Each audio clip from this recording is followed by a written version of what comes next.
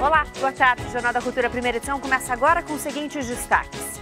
De novo, o ex-ministro Jadel Vieira Lima, a Polícia Federal faz buscas em imóvel dele em ação contra fraudes na Caixa Econômica Federal. Sexta-feira, 13 e de lua cheia. Para muita gente, dia de mau agouro. No Brasil e em várias outras culturas, a história do número 13 como motivo de superstições e desconfianças se perde no tempo, mas a crença continua viva na era da tecnologia. Minas Gerais aumenta o alerta para febre amarela. Mortes por suspeita da doença já chegam a 30.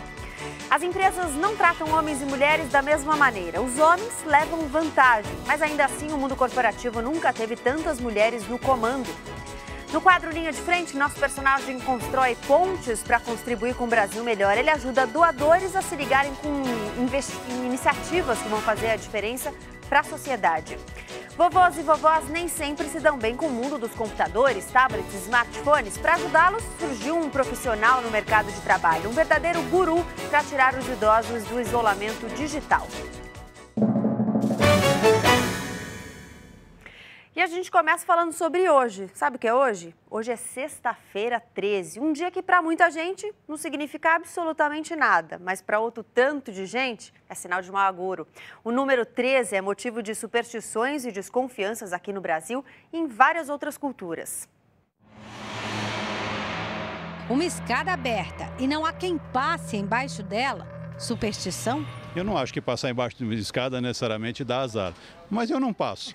Sexta-feira 13, dia de desenterrar os medos. Essas coisas de fantasma, essas coisas assim, só extraterrestre, essas coisas a gente acredita, assim. Uma das explicações vem da França, no século XIV, quando o rei Filipe IV, ameaçado pelo poder da Igreja Católica, tentou entrar para a Ordem dos Cavaleiros Templários. Quando não conseguiu, ordenou a perseguição dos templários numa sexta-feira 13. O cinema imortalizou a data com uma franquia de filmes protagonizada por Jason Voorhees, o assassino da série da Máscara de Hóquei, que aterroriza os jovens de Crystal Lake. Da Santa Ceia, o que acontece é que nós temos ali um banquete, né, uma ceia, um jantar, onde você tem 12 convidados e o chefe da mesa, né? Então, acabamos tendo 13 pessoas convivendo na mesa. E após a Santa Ceia, que teria acontecido numa quinta-feira, Jesus é preso e morto numa sexta-feira. A culpa da má fama que o 13 ganhou também poderia ser do 12. 12 são os signos do zodíaco, são os meses do ano. 12 horas dura o dia, 12 horas duram a noite. O 13 seria ultrapassar o que já está completo, causaria desordem. Na dúvida, para evitar o azar, nesse prédio, o apartamento 13 mudou de nome. Preconceito de 13, né? Com certeza que é isso. O ser humano está sempre buscando algo em que acreditar. Não é totalmente errado. O errado é que a gente paralise a nossa vida em função dessas superstições. E essa sexta-feira 13 não será a única de 2017. Supersticiosos de plantão, preparem-se. Em outubro tem mais. Espero estar descansando nesse dia. Divertir a criançada nas férias sem estourar o orçamento. Você tem acompanhado aqui várias sugestões que a gente traz para você. Muitos museus têm programação especial em janeiro com atividades interativas. O Museu de Zoologia, no bairro do Ipiranga, em São Paulo, uma opção divertida e de graça. Sem pagar nada, dá para conhecer espécies da nossa fauna que ainda resistem e outras que já estão extintas. Os visitantes, ao chegarem aqui ao museu, podem participar também de uma caçada, mas uma caçada boa, uma caçada de mistérios. Recebem uma lista com charadas que vão sendo desvendadas ao longo da exposição. E olha só quanta atividade tem para a criançada. Eu vou conversar com a Márcia Fernandes Lourenço, que é educadora aqui do museu. Márcia, criançada não fica parada aqui, né? Que tipo de oficina tem para eles? Então, nesse período de férias, né, até o dia 28 de janeiro, de quarta a sábado à tarde, a partir das 13h30, a gente tem diversos tipos de oficina. Então, hoje nós estamos tendo uma oficina de desenhos. Depois nós temos uma outra atividade de produção de brinquedos, né, que a gente produz alguns fantoches, alguns enfeitinhos, marcador de livro. Nós temos também alguns bate-papos aqui nessa sala mesmo, né, que é para o pesquisador falar um pouquinho sobre o que ele faz. Além disso, a gente tem projeção de programas científicos todo dia no nosso auditório. Tá ok, muito obrigada pela participação. Olha só, o Museu de Zoologia fica aqui na Avenida Nazaré, número 481, no Ipiranga. Muito legal. E hoje ainda tem mais dicas de passeio, daqui a pouquinho. Uma pesquisa mostrou que as empresas não tratam homens e mulheres da mesma maneira. Quer dizer, os homens têm mais chances. Mesmo assim, o mundo corporativo nunca teve tantas mulheres no comando. Débora Vieitas dirigiu algumas instituições financeiras até chegar ao mais alto posto da Câmara de Comércio Americano no Brasil. A associação, fundada em 1919, só teve homens na presidência, mas ela conseguiu conquistar espaço. Acho que essa é uma mensagem para as mulheres de que, se você é uma boa profissional, a empresa pode inclusive querer te dar a certeza de que você é necessária para aquela equipe. Uma pesquisa feita pela Anshan mostrou que no mundo corporativo as mulheres ainda estão longe de serem tratadas de forma igualitária em relação aos homens. Para a maioria dos entrevistados e entrevistadas que são gestores de recursos humanos, as empresas ainda privilegiam os homens quando se trata de promoções e cargos de liderança. O estudo mostra ainda que a igualdade de gêneros é um desafio para 76% das empresas brasileiras. Para 86%, o papel cultural da mulher nas estruturas familiares pode interromper a carreira de uma profissional. Uma realidade que muitas mulheres conhecem bem. Não tem uma outra explicação de eles terem a mesma formação e estarem no mesmo cargo e ter essa divergência. No meu departamento sou a única mulher. Então eu tenho um gerente homem, vários companheiros de trabalho, então eles acham que eu tenho algum benefício por ser mulher, mas não, eu ralo bastante. Pois é, o caminho ainda é longo, né? Uma luta grande. De muda de assunto, a febre amarela preocupa Minas Gerais. Só nesse ano, 30 mortes no leste do estado são suspeitas de terem sido causadas pela doença. Essa e outras notícias agora no nosso Giro pelo Brasil. O balanço divulgado pela Secretaria de Estado da Saúde relata que há no total 110 casos suspeitos de febre amarela em Minas Gerais. A zona rural e as pequenas cidades são a principal preocupação das autoridades médicas pela falta de estrutura. Uma enfermaria improvisada é o único local de internação numa área que alcança 13 cidades. O Ministério da Saúde informou que o país tem estoque suficiente de vacinas e que enviou 735 mil doses ao estado. Manifestantes foram às ruas de São Paulo contra o aumento das tarifas no transporte público. No começo do ano, o governo do estado e prefeitura anunciaram o aumento das tarifas de integração do transporte metropolitano. Uma decisão da Justiça suspendeu o reajuste. Durante o protesto, houve depredação e 4 pessoas foram detidas. Pela primeira vez na história, o Distrito Federal vai passar por racionamento de água. Apesar da chuva dessa quinta-feira, a barragem do Descoberto, que atende a 65% da população, operava com menos de 19% da capacidade. O racionamento começa nesta segunda-feira e vai atingir quase 2 milhões de pessoas em 15 cidades. Clientes residenciais da Sabesp com dívidas de até R$1.000 podem parcelar esse débito pela internet. O valor mínimo de cada parcela é de R$50. Quem tem as informações e os detalhes para a gente é a repórter Adriana Cimino. Boa tarde, Adriana. Boa tarde, Gabriela. Boa tarde para todo mundo. Essa condição vale para quem não tem nenhum parcelamento em aberto e para quem nunca também rompeu algum acordo com a Sabesp. A gente vai conversar agora com a Daliana Lucena, que é responsável pela agência virtual da Sabesp. Daliana, qual que é o passo a passo para quem já está no site para fazer esse parcelamento? Boa tarde. Boa tarde. É só acessar a agência virtual Sabesp, informar o número do Registro Geral do Imóvel, que é o RGI, e informar também os dados pessoais do titular. A partir daí, você vai ter acesso às contas que você tem atraso e você só informa quantas vezes você quer parcelar, dá uma boa lida no termo de acordo de parcelamento e conclui. Simples assim. Ótimo, muito obrigada pelas suas informações. Se você se interessou por esse parcelamento, anota aqui o site para usar o serviço, é www.sabesp.com.br/agência virtual. Ok, Adriana, obrigada pelas informações. Polícia Federal cumpriu 7 mandados de busca e apreensão hoje cedo para apurar um esquema de fraude na liberação de créditos da Caixa Econômica Federal entre 2011 e 2013. Entre os endereços estava um imóvel em nome do ex-ministro da Secretaria de Governo, Gedel Vieira Lima, em Salvador. O PMDBista é um dos alvos porque foi vice-presidente de pessoa jurídica da Caixa durante o período investigado. Além da Bahia, os mandados foram cumpridos também no Paraná, São Paulo e Distrito Federal. A operação se baseou em informações encontradas num celular apreendido pela polícia em dezembro de 2015 na residência oficial da presidência da Câmara dos Deputados, na época usada por Eduardo Cunha. Eles estão cada dia mais conectados. No Brasil, 5 milhões de internautas estão acima dos 60 anos, mas nem todos têm familiaridade com o uso de smartphones, tablets, computadores. E aí entra o guru digital. Ele dá uma mãozinha para que idosos aprendam a navegar com mais segurança. Uma tendência de mercado que, inclusive, gera boas oportunidades de trabalho. Com o celular, Dona Teresa resolve problemas de trabalho, troca fotos com os filhos e netos, conversa com amigos. E isso, claro, depois que aprendeu a mexer no aparelho. Facilitou tudo. A gente está mais perto de todos. Perto da família, perto dos amigos.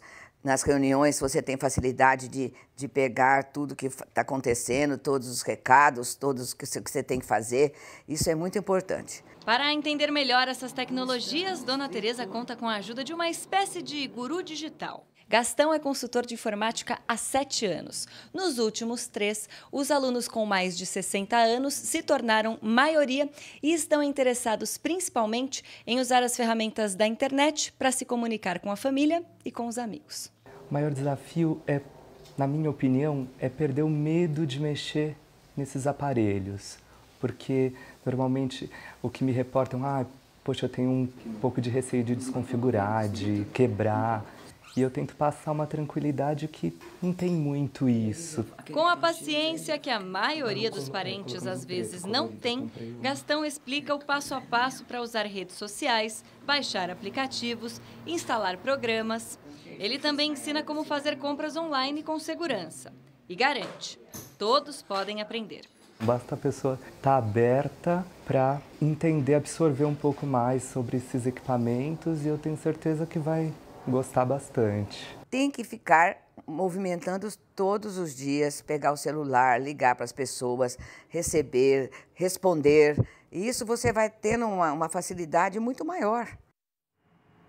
Legal. A gente vai conhecer agora nosso personagem de hoje. Constrói pontes para contribuir com um Brasil melhor. Não são pontes de concreto, não, são de ideias.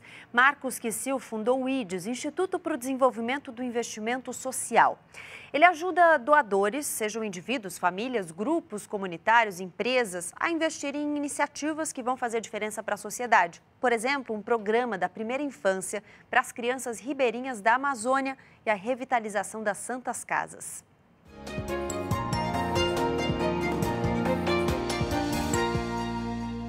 Meu nome é Marcos Kissil, eu tive a chance de fazer o IDES em 1999, sou considerado um fundador da organização, tem como propósito incentivar, fortalecer, transformar num elemento crítico da sociedade o papel do filantropo, do indivíduo que faz a doação, mas faz uma doação estratégica que permite as mudanças sociais, ambientais, culturais que o Brasil necessita.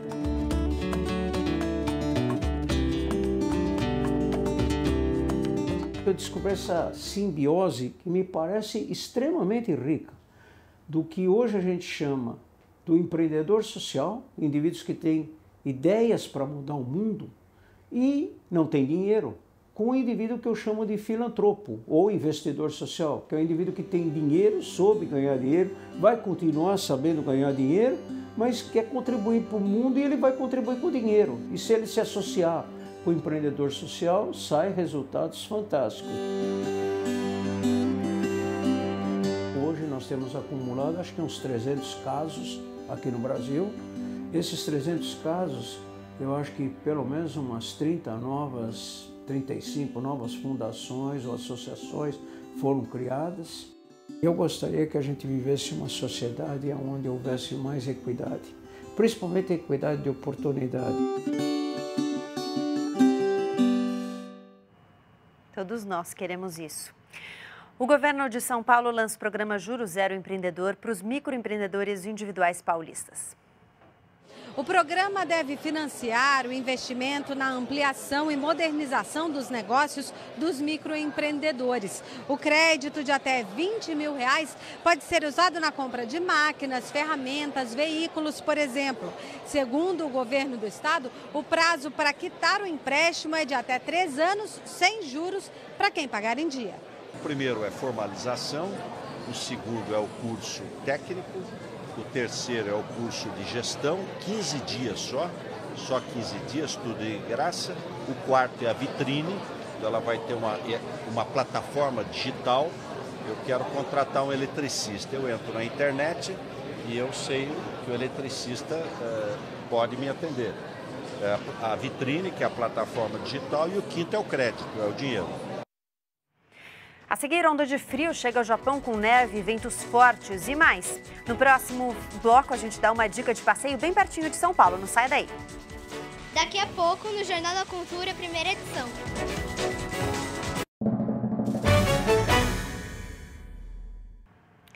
Nesse mesmo lugar da Receita, a gente está trazendo dicas de passeios baratos para as crianças nas férias. O de hoje fica em São Bernardo do Campo, pertinho de São Paulo, no ABC Paulista, a cidade da criança. Foi criada nos anos 70, de lá para cá já divertiu gerações inteiras.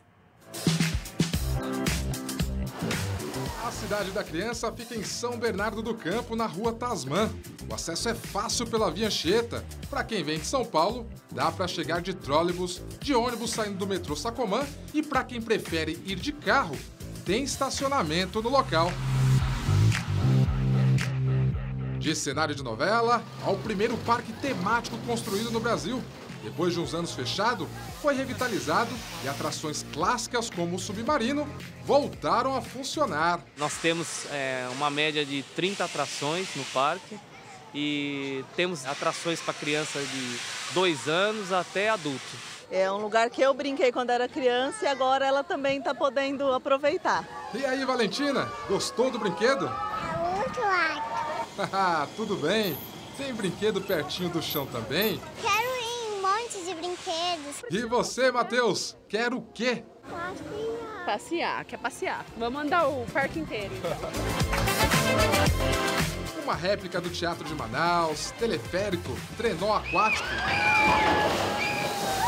E essa mini montanha-russa que bota medo até em adulto. Ok, bota medo em mim, mas deixa pra lá.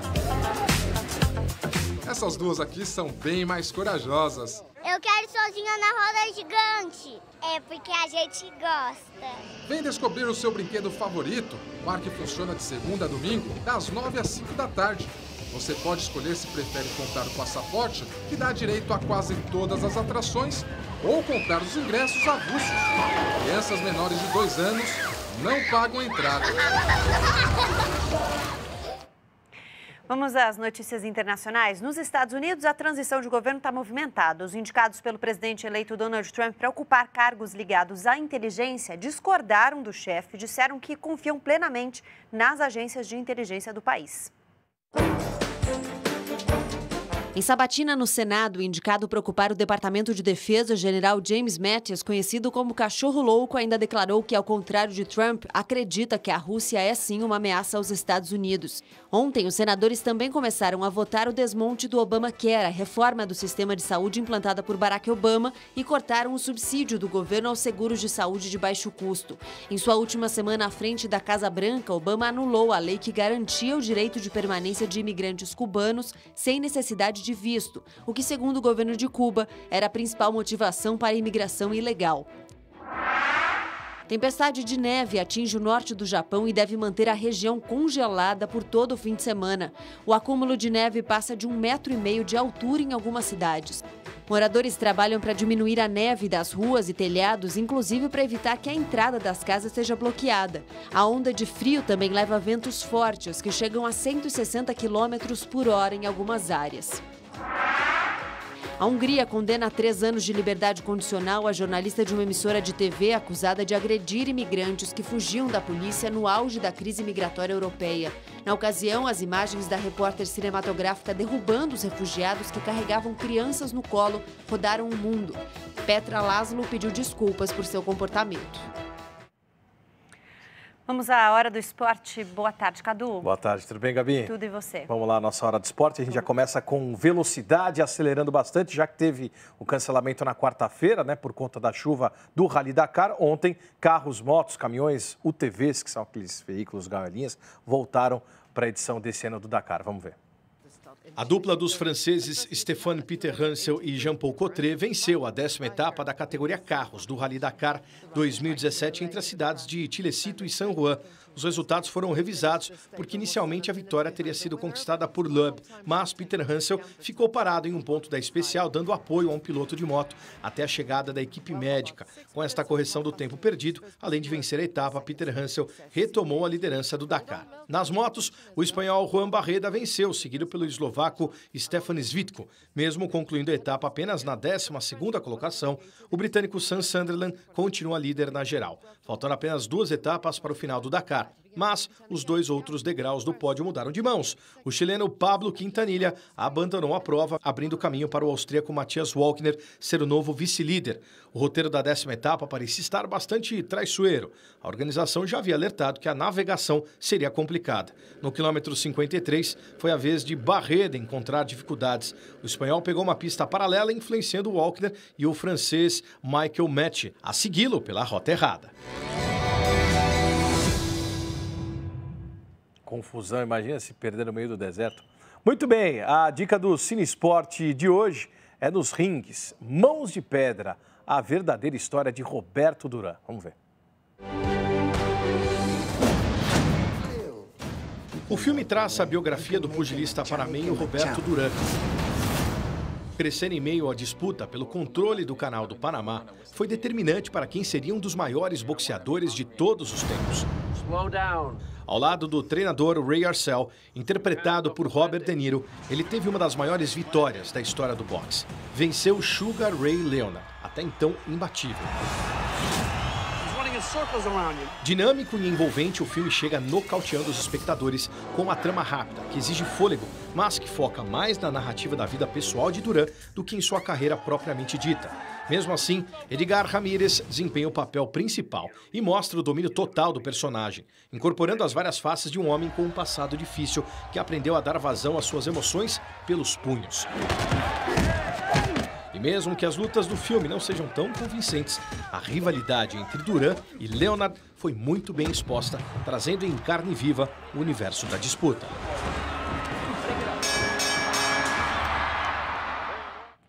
Baita filme, legal demais. Quem faz o papel do Sugar Leonard é aquele cantor, o rapper, o Usher. Ontem teve início a 3ª fase da Copa São Paulo de Futebol Júnior. Vamos ver os gols. Esporte Batatais. O Leão abriu o placar com Wallace. Aos 34, Adrielson acabou jogando contra o Leão, marcando contra, 1-1. Na segunda etapa, o Batatais virou com Douglas Pott e garantiu vaga nas oitavas da Copinha. O Náutico abriu o placar diante do Mirassol com o Eric no ângulo. Aos 12 da segunda etapa, Danilo do Mirassol empatou. Nas penalidades, o Timbu desperdiçou 2 cobranças, enquanto o Mirassol apenas uma. Final 4-2. O time paulista vai pegar o Botafogo, que venceu o Novo Horizontino nos pênaltis, após empate em 1-1 no tempo normal. O time paulista errou cobranças com Guilherme Cruz e Gabriel, enquanto que apenas Canu desperdiçou para o Botafogo. Vitória do time carioca por 4-3. O paulista venceu o Red Bull Brasil por 1-0, tento marcado por Brandon. A Chapecoense enfrentou o Capivariano e abriu 3-0 de vantagem, com Luquinhas, Japa e Guilherme para o Verdão do Oeste. Aos 19, o time de Capivari teve pênalti ao seu favor, mas Neto Costa perdeu a chance. Aí Gabriel Tagliari diminuiu a contagem. O capivariano teve mais um pênalti ao seu favor e desta vez Neto Costa não vacilou, 3-2. A Ponte Preta passou pelo Paraná Clube, 3-0, gols marcados por Thiago, Yuri e Raí. O Vasco mediu forças com o São Carlos e se deu mal. Léo Machado fez o único gol do jogo, dando a classificação inédita para a Águia Central às oitavas de final da Copinha. Muito bem, ficamos por aqui. E Drogba, hein? Será que assina ou não com o Corinthians? Mais uma da diretoria de marketing. Vamos ver. Valeu, Cadu. Valeu, Gabi. Bom fim de semana. Igualmente. Jornal da Cultura, primeira edição, fica por aqui. Antes, nossa dica na faixa. O Centro Cultural São Paulo preparou programação especial para as férias de janeiro da criançada até o dia 29 deste mês. A mostra O que as Crianças Dizem exibe 14 animações Entrada de graça entre as 15 e 17 horas. É só retirar os ingressos com 1 hora de antecedência da sessão escolhida. Hoje, por exemplo, tem o Rei Leão, um clássico, às 3 horas da tarde e o Wall-E às 5h30 da tarde. Nesse sábado e domingo também tem filmes para os pequenos, é só conferir no site do Centro Cultural. Aproveite para toda a família. Fique agora com o JC Debate, que hoje fala sobre os cuidados durante o verão. A gente volta amanhã, meio-dia. Tchau, boa tarde.